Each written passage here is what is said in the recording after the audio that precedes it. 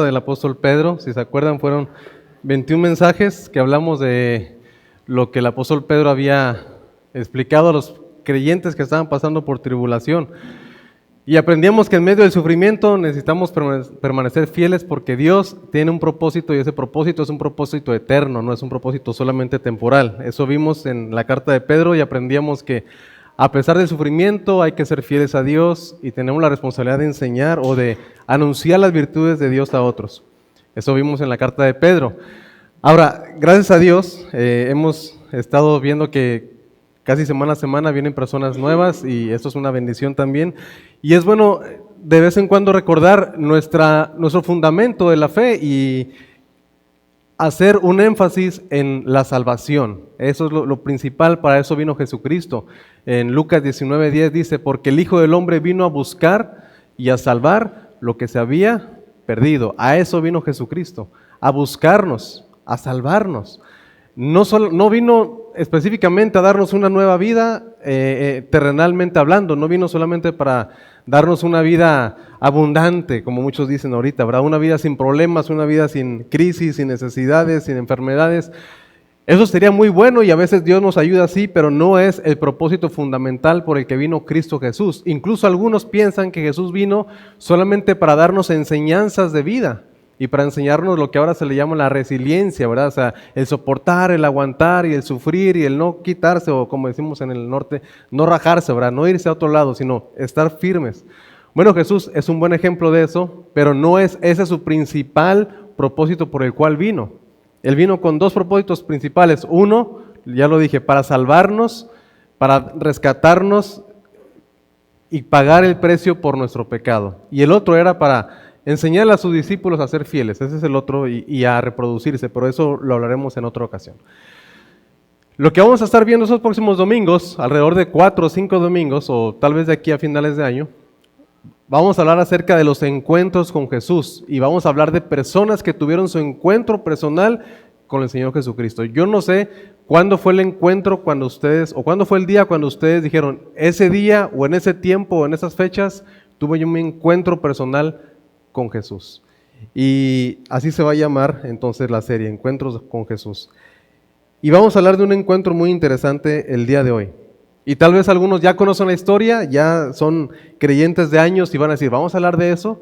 Pues nos ayuda, si ya tenemos un conocimiento o muchos años en la vida cristiana, nos ayuda a recordar y a saber cómo también nosotros compartir del Evangelio a los demás. Vamos a ver Juan capítulo 3, Jesús y Nicodemo. Juan capítulo 3. Hablemos de Jesús y Nicodemo. De la religión a la relación con Dios. El mensaje estará centrado desde el versículo 1 hasta el versículo 21. Imagínense si con Pedro en 2 versículos me tardaba 1 hora, ahora son 21 versículos, ¿cuánto me va a tardar? Menos. Pero lo que vamos a es otra forma distinta de aprender la Biblia. Con Pedro fue idea por idea, así. Si es posible renglón por renglón. Ahora lo vamos a ver más en el concepto en general. Jesús y Nicodemo. Dice, había un hombre de los fariseos que se llamaba Nicodemo, un principal entre los judíos. Pensemos un poquito en este hombre. ¿Quién es Nicodemo? Bueno, la Biblia dice que este hombre era un fariseo, un hombre de los fariseos que se llamaba Nicodemo. Ahora, ¿quiénes eran los fariseos? Los fariseos eran un partido o una parte de la fe en ese tiempo. De hecho, en el buen sentido de la palabra, eran un sector de los judíos. Incluso de ahí viene la palabra secta, pero yo no digo que ellos eran una secta, pero era de un sector de la creencia de los judíos. Estaban los fariseos, estaban los saduceos también. El problema era que los saduceos principalmente eran personas ricas y poderosas. Y los fariseos eran más personas del pueblo. Algunos también tenían riquezas y poder, pero eran más para el pueblo. Y estos se crearon más o menos entre el tiempo de Malaquías y el Nuevo Testamento. Se creó ese partido no político, sino ese partido religioso, para defender específicamente la enseñanza de la ley de Moisés. Ellos tenían este énfasis en la ley de Moisés.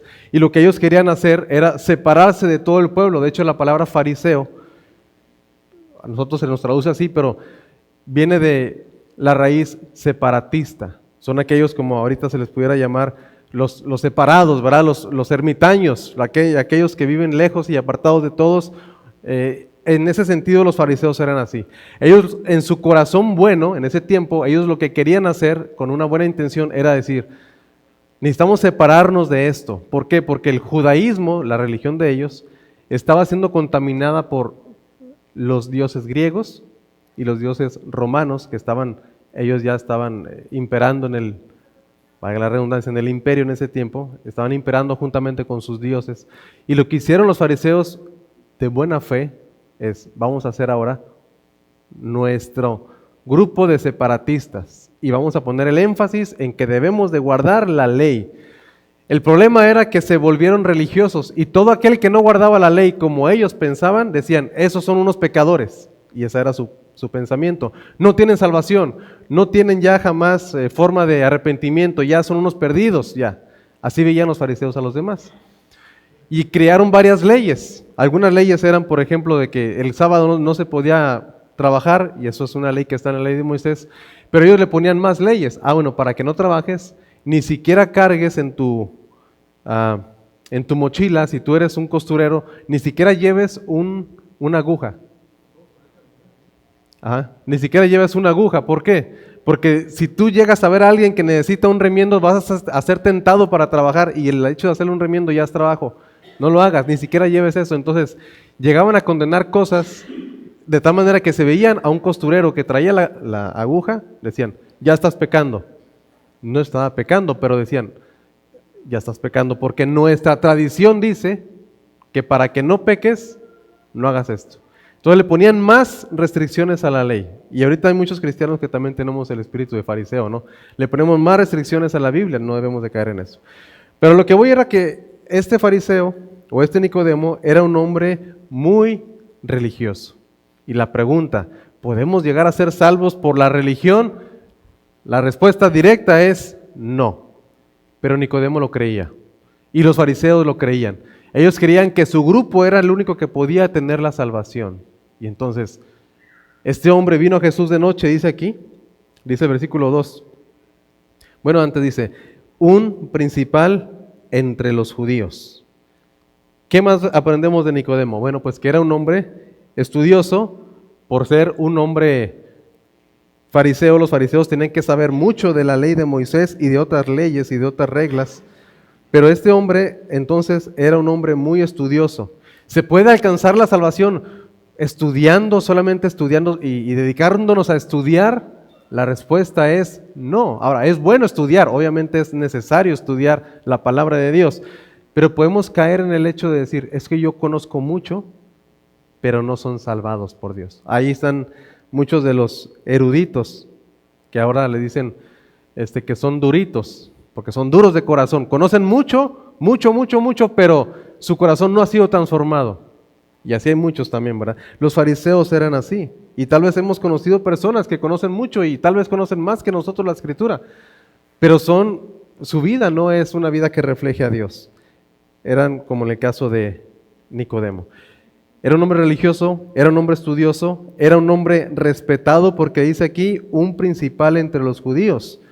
Se cree que era parte del Sanedrín. El Sanedrín era un grupo que también se creó para llevar casos judiciales o penales o sociales ante ellos para que dictaran una sentencia, ¿no?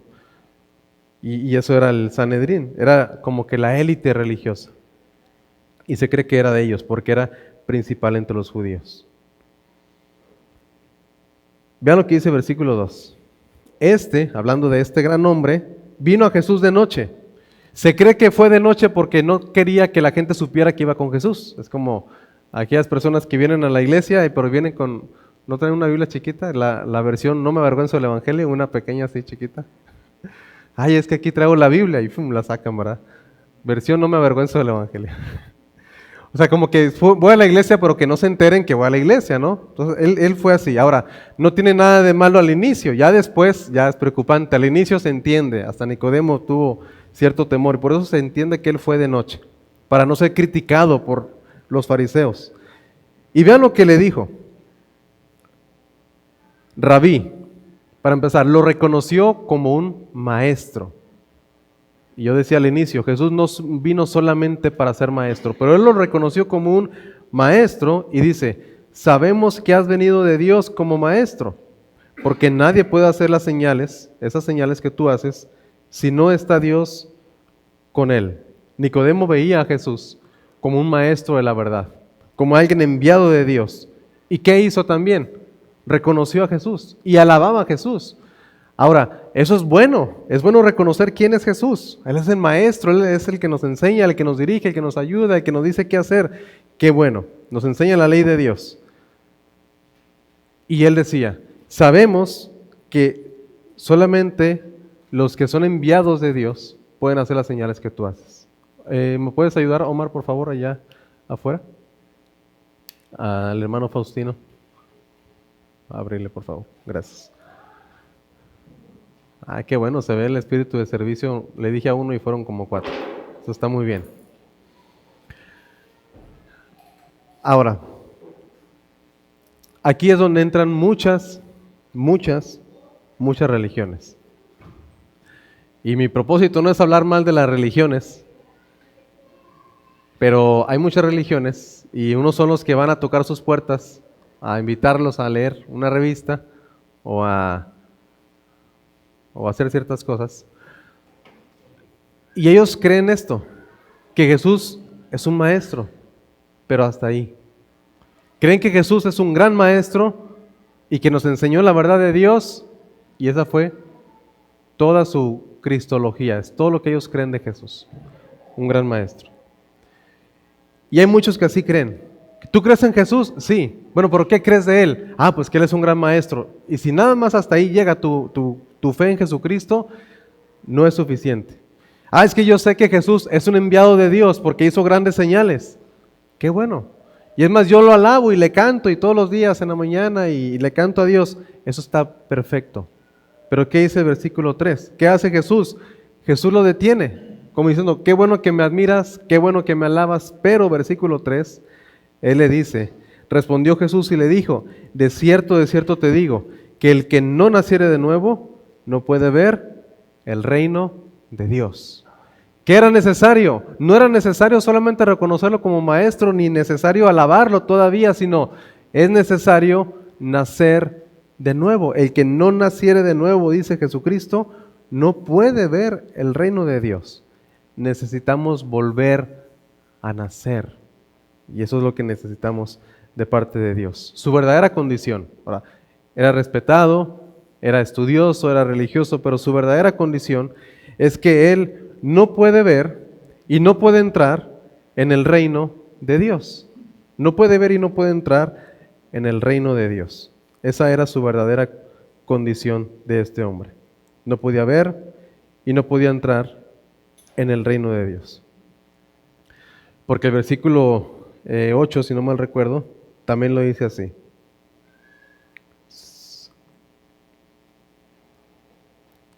El versículo 5, perdón.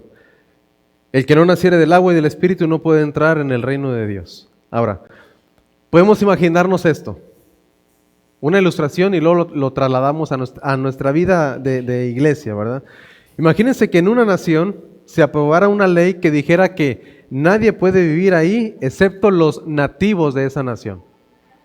Más o menos para allá va Estados Unidos, bueno, perdón, los que tienen doble ciudadanía, pero para allá va, si siguen así, con esas cosas. Pero que digan, solamente los que nacimos aquí podemos vivir, los demás no pueden entrar.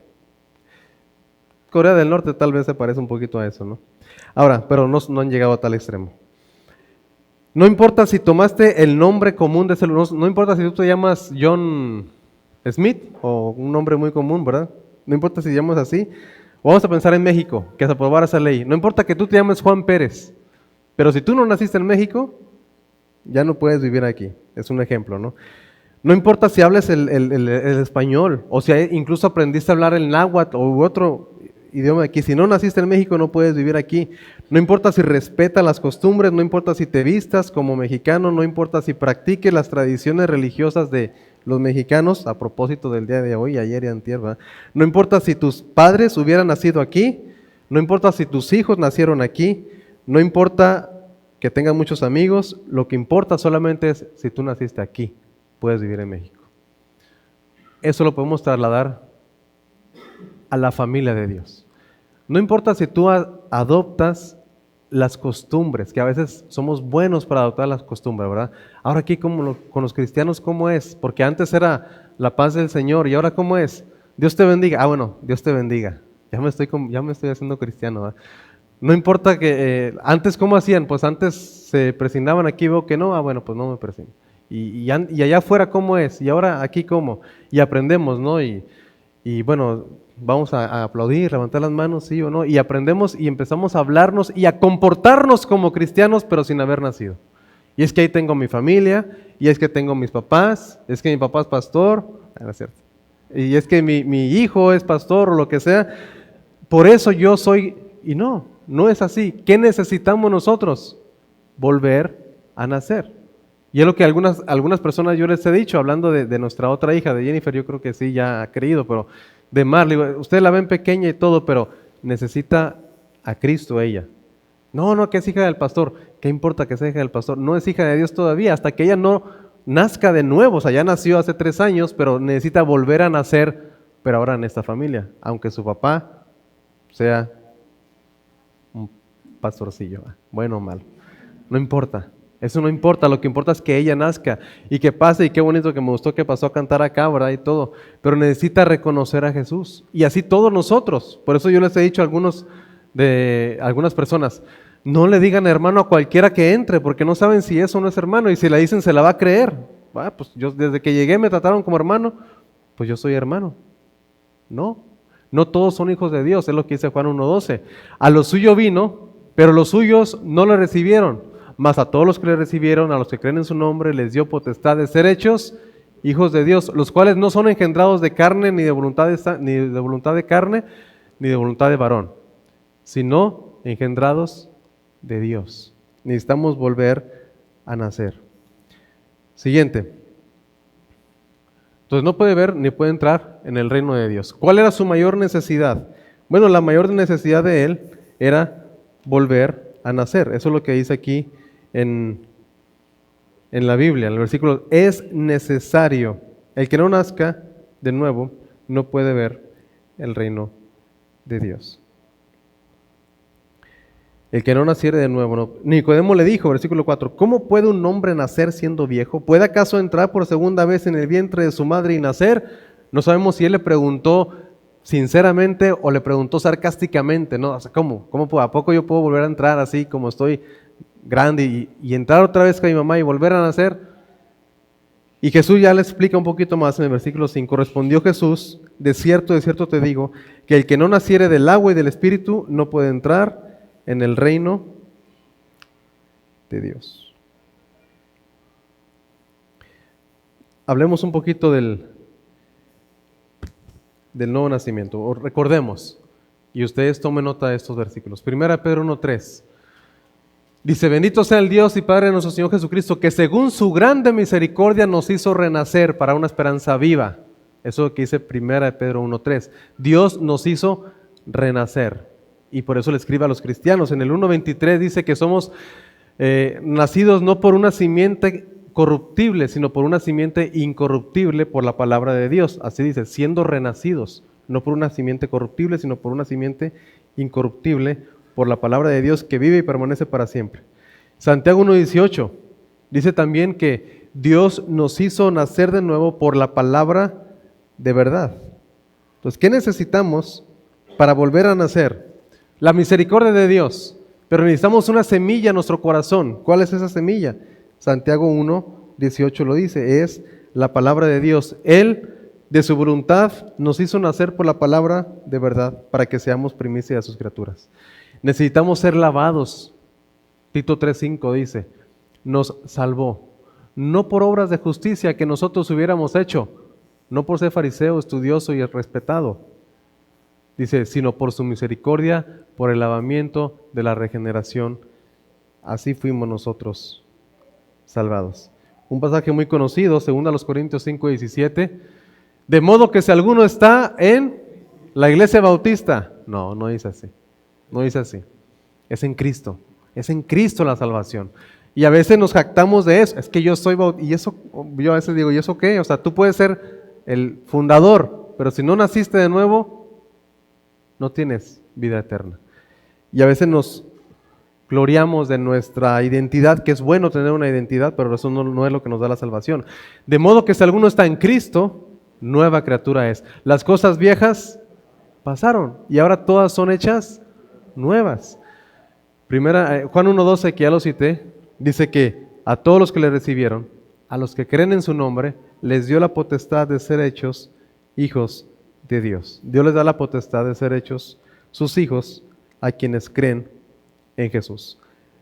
Vamos a regresar yo estoy aquí en otro pasaje, regresamos a Juan 3, versículos 5 al 8, y nos habla de algo muy interesante, donde también se presta mucho a algunas confusiones.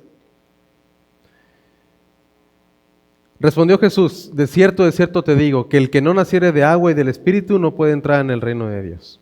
Lo que he nacido de la carne, carne es; lo que he nacido del Espíritu, Espíritu es. No te maravilles de que te dije, os es necesario nacer de nuevo. El viento sopla donde quiere y oye su sonido, mas ni sabe de dónde viene ni a dónde va. Así es todo aquel que es nacido del Espíritu. Jesús habla del nuevo nacimiento como nacer del agua y del Espíritu. El que no naciere del agua y del Espíritu no puede volver a nacer. No puede entrar en el reino de Dios. Ahora, ¿qué significa esto? Porque algunos entienden que nacer del agua significa bautizarte y aparte el bautismo del Espíritu, ¿no? Es lo que algunos dicen. Algunos creen eso. Lo que la Biblia enseña en muchos pasajes es que no somos salvados por ningún tipo de obra, nada que podemos hacer. Lo acabo de citar en Tito 3:5. Nos salvó no por obras de justicia que nosotros hubiéramos hecho. Si yo digo, el bautismo es una obra de justicia y si yo lo hago me salvo, entonces no fue por el bautismo. Colosenses 1 dice que fuimos redimidos por su sangre y nos ha dado el perdón de pecados por su sangre. O sea, nos habla específicamente de la muerte de Jesús.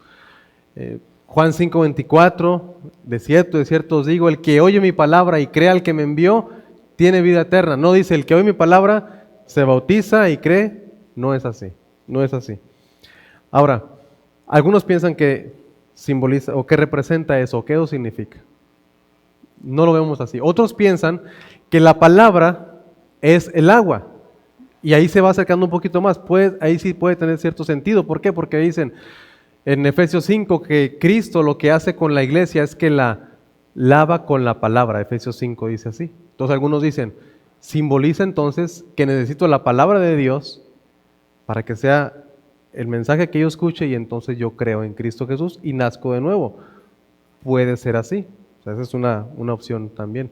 Otros piensan que significa nacer de la mujer, o sea, el saco gestacional, no me acuerdo ahorita cómo se llama, bueno, de la matriz, pues, sale juntamente con el líquido amniótico, el agua y todo eso. Dicen, eso es nacer del agua y nacer del Espíritu es nacer espiritualmente. O sea, necesitas primero tener vida humana y luego ya nacer espiritualmente y ya. Puede ser porque hay un paralelo. En el paralelo está en el versículo 6. Lo que ha nacido de la carne, carne es, y lo que ha nacido del Espíritu, Espíritu es. O sea, primero tienes que nacer en la carne, en tu familia física, y después en el Espíritu. Primero del agua, o sea, por el saco gestacional, y luego... No estoy tan de acuerdo con esa, pero también tiene cierto sentido de decir, bueno, si vemos este paralelismo, tal vez. Lo que creo yo más correcto es el pasaje que precisamente Omar citó. Parece que yo le dije que ese lo iba a citar, pero no lo cité. Es de Ezequiel. Bueno, sí, lo voy a citar ahorita, pero no se lo dije a él. Pero curiosamente, antes de ver eso, vean lo que dice el versículo 9. Respondió Nicodemo y le dijo, ¿cómo puede hacerse esto? ¿Cómo puedo yo nacer del agua y del Espíritu? Algo curioso que le dijo Jesús es en el versículo 10. Respondió Jesús y le dijo, ¿eres tú maestro de Israel y no sabes esto? O sea, se supone que tú eres un fariseo, un estudioso, debes de saber esto, debes de conocer esto. A causa de esa respuesta de Jesús, pensamos que Él se refiere a una profecía. Porque eso del saco embrionario, del saco gestacional, de nacer de la matriz, no necesitas ser un maestro de Israel para saber eso. Lo de la palabra fue algo que se reveló después. O sea, se le reveló a Pablo después. Lo del bautismo ni siquiera, los judíos ni siquiera pensaban que el bautismo podía, algunos pocos pensaban que el bautismo les limpiaba los pecados, no todos. Pero los fariseos no eran tanto de ese pensamiento, ellos eran más por su rectitud, no solamente por... Pensamos que Jesús se refiere a la promesa que hablaba acerca de que iba a venir un nuevo pacto en Ezequiel 36, 25 al 28, que lo leímos al inicio, antes de cantar. Dios les dice, les voy a lavar, les voy a rociar con agua y los voy a lavar y les voy a dar de mi espíritu y les voy a dar un corazón nuevo y eso les va a ustedes a dar vida nueva. Y se supone que Nicodemo debía de entender eso.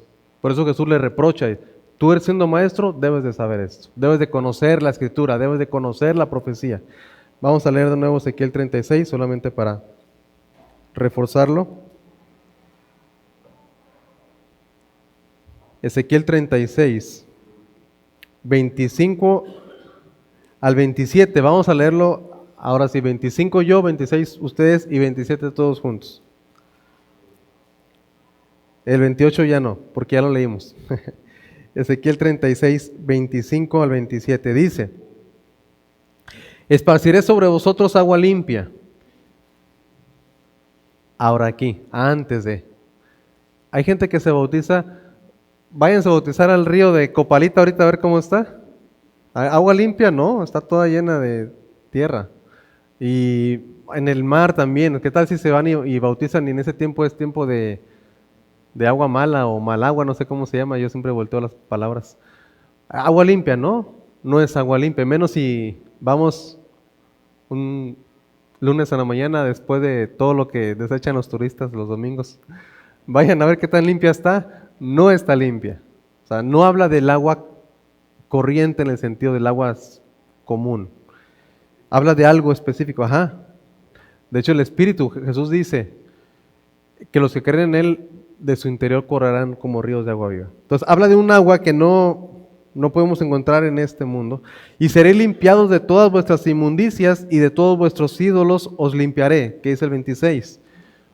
Ustedes, os daré corazón nuevo y pondré espíritu nuevo dentro de vosotros y quitaré de vuestra carne el corazón de piedra y os daré corazón de carne. Y pondré dentro de vosotros mi espíritu y haré que andéis en mis estatutos y guardaréis mis preceptos y los pongáis por obra. Habla de la obra de Dios, que Dios hace en nuestra vida. Esa es la salvación. Como dice ahí, el Espíritu no sé ni por dónde, pero nos va a llegar y nos va a cambiar. Y el nacer de nuevo es una experiencia que Dios hace en nuestro corazón. Lo que Dios hace es, nos da un corazón nuevo, nos da de su Espíritu y nos hace renacer por medio de, lo leímos, escuchar la palabra de Dios. Y nacemos. Ponemos nuestra fe en Jesucristo. Eso es el nacer de nuevo. Vamos a regresar a Juan 3, porque quiero llegar a un versículo muy, muy, muy famoso.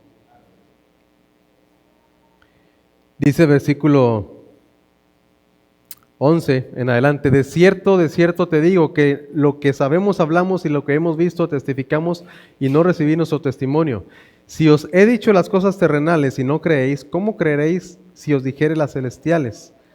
Jesús dice: nadie subió al cielo sino el que descendió del cielo, el Hijo del Hombre que está en el cielo. Y como Moisés levantó la serpiente en el desierto, así es necesario que el Hijo del Hombre sea levantado, para que todo aquel que en él cree no se pierda, mas tenga vida eterna. Este pasaje en Números 21, del 4 al 9, sucedió algo muy interesante. El pueblo empezó a pecar contra Dios. Y en su rebeldía, lo que Dios hizo, como decía nuestro hermano Jesús ahorita, pues es que les envió un castigo, ¿verdad? En ese tiempo les envió serpientes para que las serpientes mordieran al pueblo y el pueblo muriera a causa de la serpiente. Y el pueblo empezó a clamar, Moisés, ayúdanos, ¿qué hacemos? Y lo que Dios le dijo a Moisés es, hazte un asta y pon una serpiente ahí. Y todo aquel que fuere mordido por las serpientes que yo les mandé, solamente tienen que voltear a ver a la serpiente. Y todo aquel que mira a la serpiente será sanado. Y eso era lo que tenía que suceder, nada más. No tenías que ir y hacer algo con la serpiente y untarte eso, no tenías que hacer nada más que ir, ver la serpiente y quedaba sanado. Eso era una precuela, por decirlo así, de lo que iba a venir con Jesucristo. Era un cuadro, una representación, en la teología se llama un tipo de Cristo o una figura de Cristo que después iba a venir. Y dice aquí, como Moisés levantó la serpiente en el desierto, así es necesario que el Hijo del Hombre sea levantado. Eso lo vemos en Números 21, ustedes anoten ahí y igual voy a darle lectura solamente para que lo escuchen y después lo leen. Después partieron del monte de Hor camino del Mar Rojo para rodear la tierra de Edom y se desanimó el pueblo por el camino. Y habló el pueblo contra Dios y contra Moisés. ¿Por qué nos hiciste subir de Egipto para que muramos en este desierto? Pues no hay pan ni agua y nuestra hambre tiene fastidio de este pan tan liviano. O sea, dicen, no hay pan, pero estoy cansado de este pan. O sea, así es a veces la hipotenusa, ¿verdad? Como decimos. Bueno, dice la chaviza, yo ya no soy chaviza, es la hipotenusa. Y Jehová envió entre el pueblo serpientes ardientes que mordían al pueblo y murió mucho pueblo de Israel. Entonces el pueblo vino a Moisés y dijo, hemos pecado por haber hablado contra Jehová y contra ti. Ruega a Jehová que quite de nosotros estas serpientes. Y Moisés oró por el pueblo y Jehová dijo a Moisés, hazte una serpiente ardiente y ponla sobre un asta y cualquiera que fuere mordido y mirare a ella, vivirá. Y Moisés hizo una serpiente de bronce y la puso sobre un asta y cuando alguna serpiente mordía a alguno, miraba a la serpiente de bronce y vivía. Como Moisés levantó la serpiente en el desierto, así es necesario que el Hijo del Hombre sea levantado. Y entendemos esto como una profecía de Jesús mismo, de que Él iba a ser levantado también en la cruz. Versículo 15. Para que todo aquel que en Él cree no se pierda, mas tenga vida eterna. Como en ese tiempo, para que todo aquel que mire a la serpiente no muera, sino que sea sanado. Pregunta, ¿por qué una serpiente? O sea, ¿por qué no fue con otra cosa? ¿Por qué no, si a fin de cuentas Jesús es el Cordero de Dios, ¿por qué no le dijo, a ver, hazte un cordero y ponlo arriba de una piedra y todo aquel que mira al cordero, pues ya, porque Jesús es el Cordero de Dios? ¿Por qué una serpiente? Porque si la serpiente es la figura que se usa en el Génesis, de la cual habla que representa o que fue Satanás, mostrado como serpiente, ¿por qué Jesús? Porque Él tuvo que hacerse, dice la Biblia, maldición por nosotros. Él tuvo que cargar nuestro pecado, Él tuvo que presentarse delante de Dios como, y así lo dice la Biblia, como un maldito por causa nuestra, para que Él fuera castigado en nuestro lugar. Esa es la maravillosa salvación. ¿A quién le gusta? De ustedes, ¿a quién le gusta que le tachen de algo que no es? A nadie. No nos gusta que nos digan cosas que no son ni las cosas que realmente somos. Nos gusta que nos digan nuestras verdades. Menos que nos levanten falsos, ¿verdad? Que digan, tú eres esto, esto. Bueno, Jesús soportó eso. Y Él se hizo por nosotros, dice, hecho por nosotros maldición. ¿Para qué? Para darnos la salvación. Por eso tuvo que hacerse esta profecía de una serpiente. Y Jesús mismo dijo, como la serpiente fue levantada, así también yo seré levantado, para que todo aquel que en Él cree no se pierda, mas tenga vida eterna. Versículo 16. Y entonces entramos a lo que dice Juan 3:16, que muchos lo sabemos de memoria, porque de tal manera, a ver, díganlo, porque de tal manera, otra vez, 1, 2, 3, parece que estamos rezando, 1, 2, 3, porque de tal manera,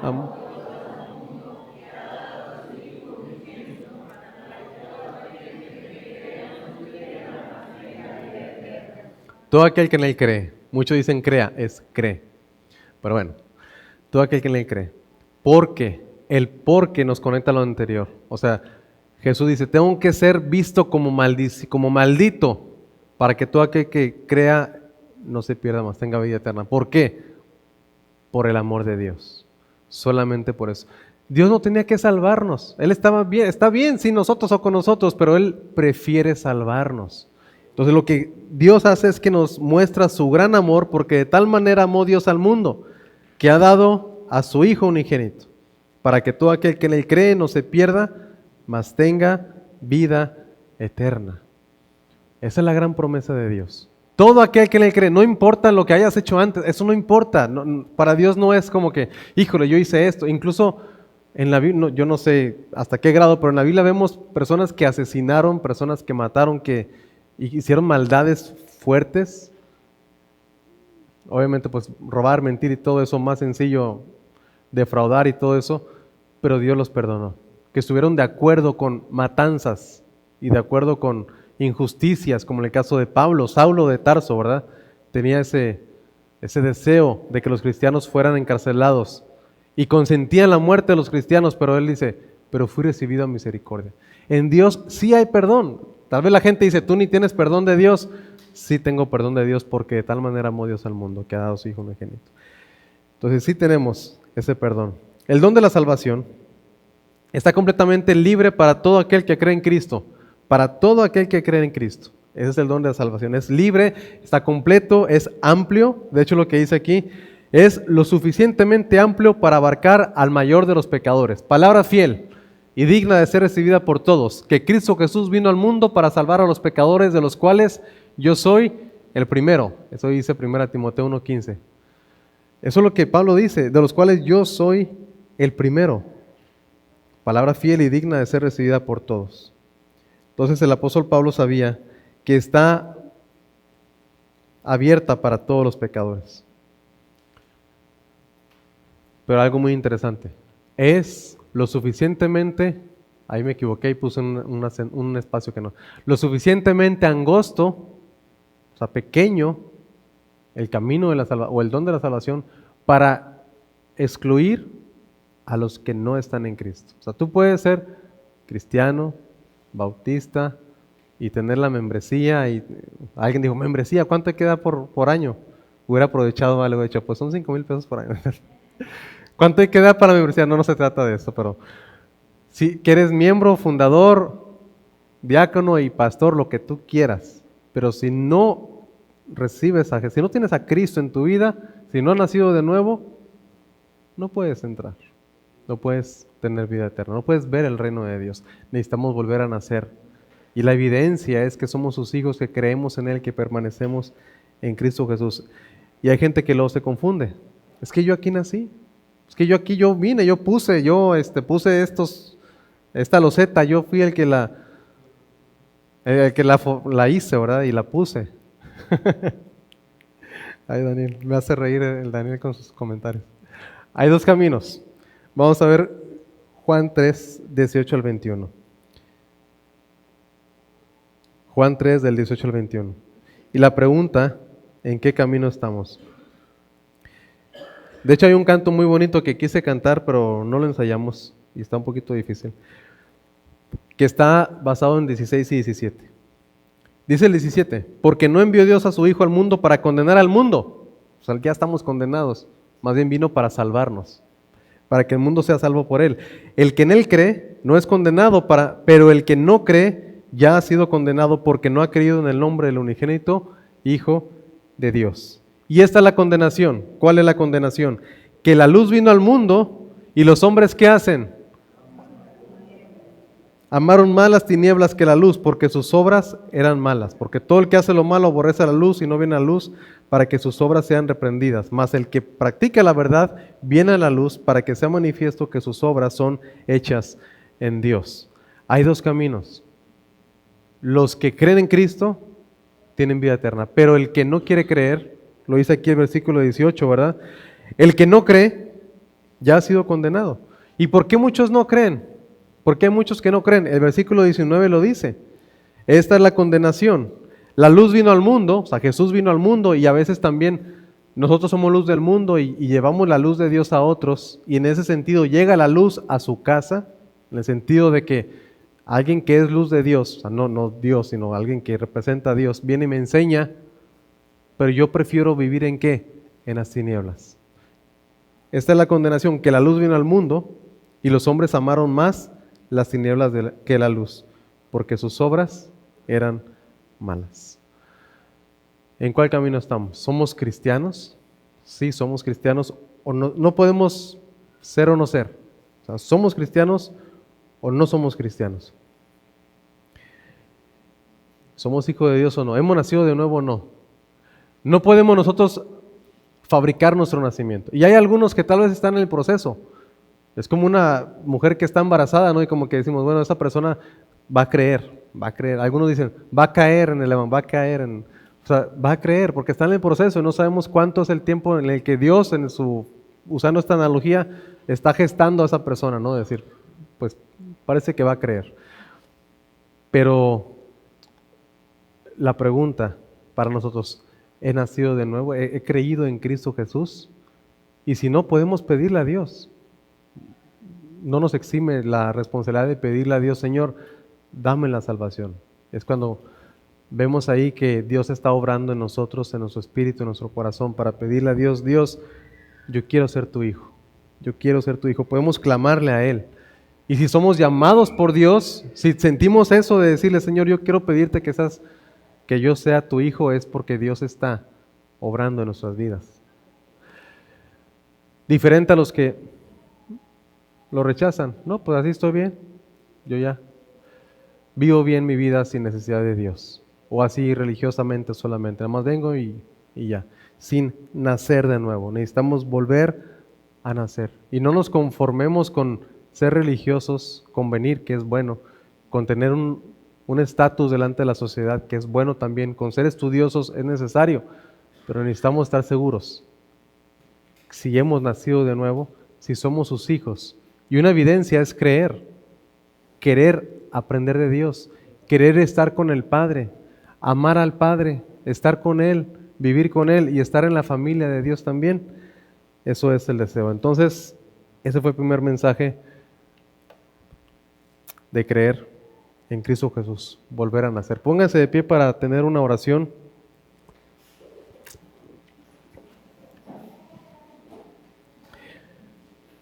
Piensen, pónganse en actitud de oración, de meditación y piensen cada uno de ustedes en su corazón si creen que Dios ya les permitió nacer de nuevo. Señor, gracias porque nos hiciste renacer por tu palabra. Si hay alguien, Señor, que no ha nacido de nuevo, pedimos que tú obres con tu Espíritu Santo para que esa persona crea, Señor. El Espíritu es el que nos convence de pecado, de justicia y de juicio. Queremos que haya más personas renacidas por tu palabra, Señor. Y si alguien aquí en esta iglesia, o los que estamos presentes, no ha nacido de nuevo, pedimos que tú le permitas entender este mensaje, Señor. Y que tu Espíritu Santo trabaje para que la persona crea en este evangelio, en esta buena noticia. Señor, si hay alguien que aún no ha creído, pedimos que tenga la confianza de acercarse con nosotros y pedir más dirección, Señor.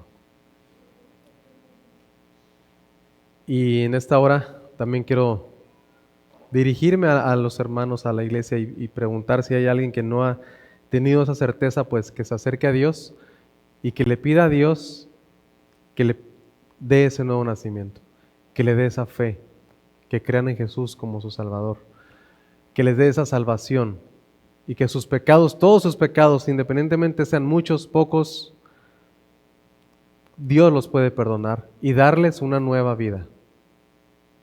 Si hay alguien que todavía tiene ese deseo o esa inseguridad, puede levantar la mano solamente para yo orar y saber quién. ¿Ok? Señor, te pedimos que sigas trabajando en cada uno de nosotros y que podamos también reflejar a tu Hijo, Señor, y enseñar tu palabra. En el nombre de Él oramos y te lo pedimos. Amén. Amén.